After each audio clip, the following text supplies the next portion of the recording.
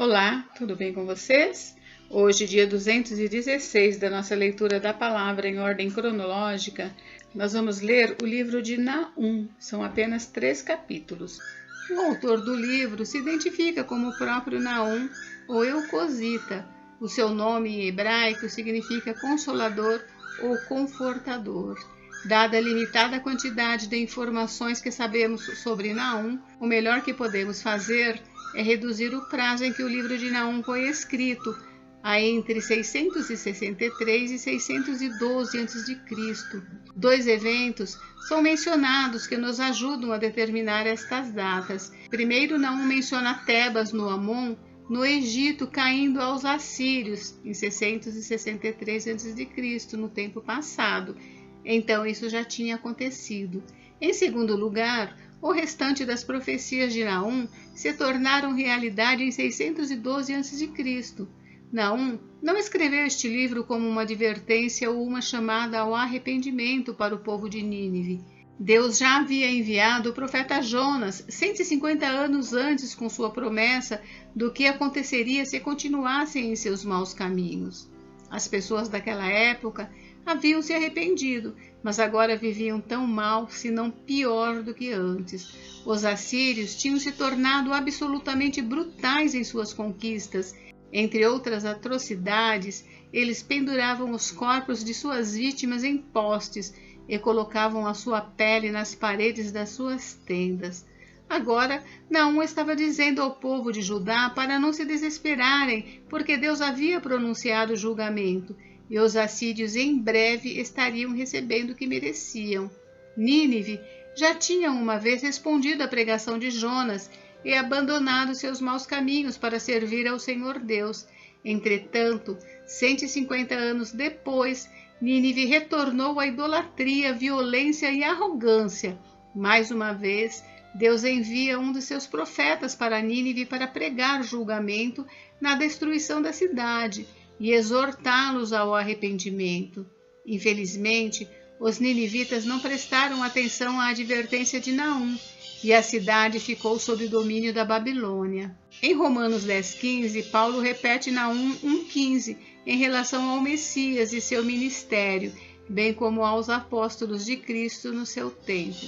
Deus se reconciliou com os pecadores através do sangue de Cristo e tem dado ao seu povo a paz que excede todo entendimento. Nosso dever é também anunciar boas novas, tais como a reconciliação, a justiça, o perdão, a vida e a salvação eterna por um Cristo crucificado. Deus é paciente e tardio para se irar. Entretanto, ele não se deixa escarnecer. Toda vez que nos afastamos dele para servir aos nossos próprios motivos, ele avança com julgamento. Vamos à leitura? Capítulo 1. Sentença contra Nínive. Livro da visão de Naum da cidade de Elcos. A ira e a misericórdia de Deus. O Senhor é Deus zeloso e vingador. O Senhor é vingador e cheio de ira. O Senhor toma vingança contra os seus adversários e reserva a indignação para os seus inimigos. O Senhor é tardio em irar-se, mas grande em poder e jamais inocente o culpado. O Senhor tem o seu caminho na tormenta e na tempestade, e as nuvens são a poeira dos seus pés. Repreende o mar e ele seca, faz com que todos os rios fiquem secos. Bazã e o Carmelo desfalecem, e as flores do Líbano murcham. Os montes tremem diante dele, e as colinas se derretem. A terra se levanta diante dele, sim, o mundo e todos os seus moradores. Quem pode suportar a sua indignação? E quem subsistirá diante do furor da sua ira? A sua cólera se derrama como fogo, e as rochas são por ele demolidas.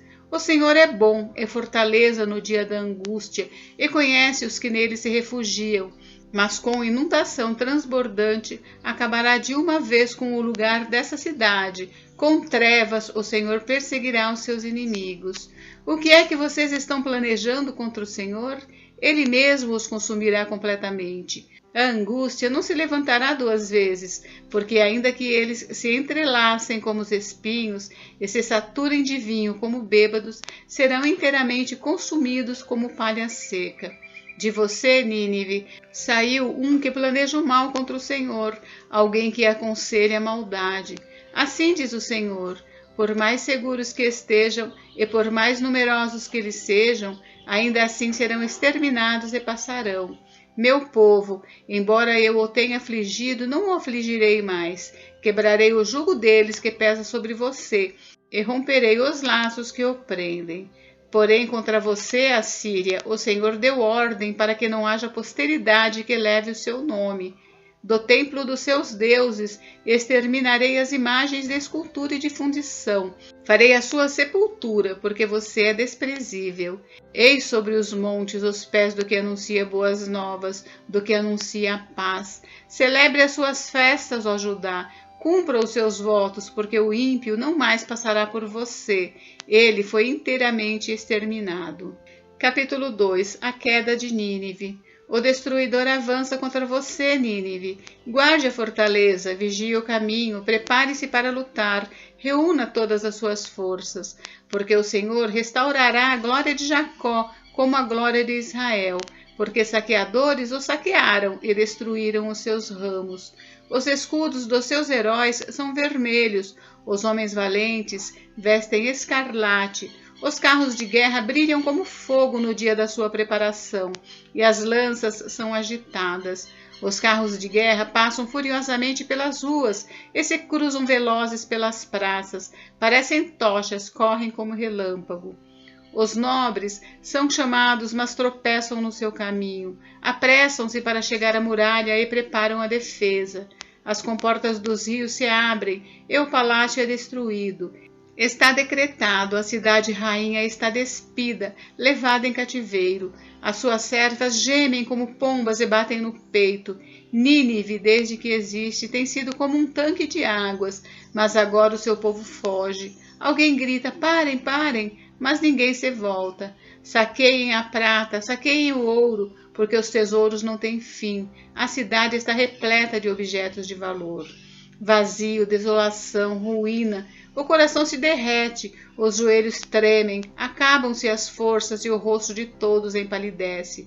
Onde está agora o covil dos leões e o lugar onde os leõezinhos se alimentavam, onde passeavam o leão, a leoa e o filhote do leão sem que ninguém os espantasse? O leão arrebatava o bastante para os seus filhotes, estrangulava a presa para suas leoas, enchia de vítimas as suas cavernas e os seus covis de rapina. Eis que eu estou contra você, diz o Senhor dos Exércitos. Queimarei os seus carros de guerra, a espada devorará os seus leõezinhos, arrancarei da terra a sua presa, e nunca mais se ouvirá a voz dos seus embaixadores. Capítulo 3. A ruína completa de Nínive. Ai da cidade sanguinária, toda cheia de mentiras e de roubo, e que não solta sua presa. Eis o estalo dos açoites, o estrondo das rodas, o galope dos cavalos e os carros que vão saltando, os cavaleiros que esporeiam, as espadas brilhantes, as lanças reluzentes, a multidão de feridos, massa de cadáveres mortos sem fim. Chegam a tropeçar sobre os mortos. Tudo isso por causa da grande prostituição, da bela e encantadora prostituta, da mestra em feitiçarias, que seduzia as nações com a sua prostituição e os povos com as suas feitiçarias. Eis que eu estou contra você, diz o Senhor dos Exércitos. Levantarei as abas de sua saia sobre o seu rosto e mostrarei às nações a sua nudez e aos reinos as suas vergonhas. Vou jogar sujeira sobre você, tratá-la com desprezo e transformá-la em espetáculo. Todos os que a virem fugirão de você e dirão: Nínive está destruída. Quem terá compaixão dela? De onde buscarei quem a console?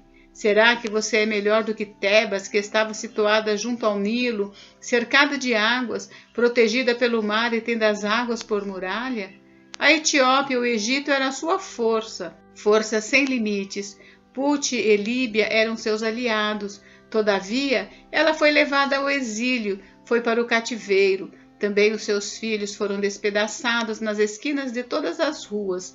Sobre os seus nobres lançaram sortes, e todos os seus grandes foram presos com correntes.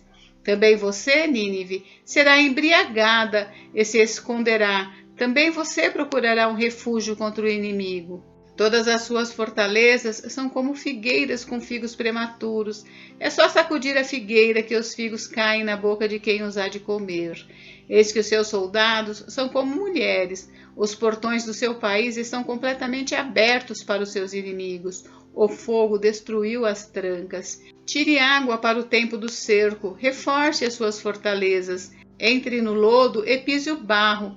Pegue as formas para fazer tijolos. No entanto, você será consumida pelo fogo e exterminada pela espada como folhas devoradas pelos gafanhotos. Multipliquem-se como os gafanhotos, tornem-se tão numerosos como eles.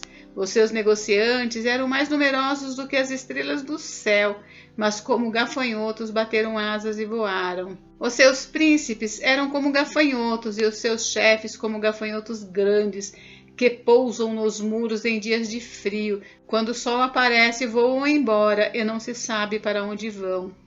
Os seus pastores dormem, ó rei da Assíria. Os seus nobres cochilam. O seu povo está espalhado pelos montes e não há quem possa juntá-lo. Não há remédio para o seu mal. O seu ferimento é grave. Todos os que ouvirem falar do que aconteceu com você baterão palmas, pois quem não foi vítima da sua crueldade sem fim? Gente, encerramos por hoje, mas amanhã tem mais. Fiquem com Deus.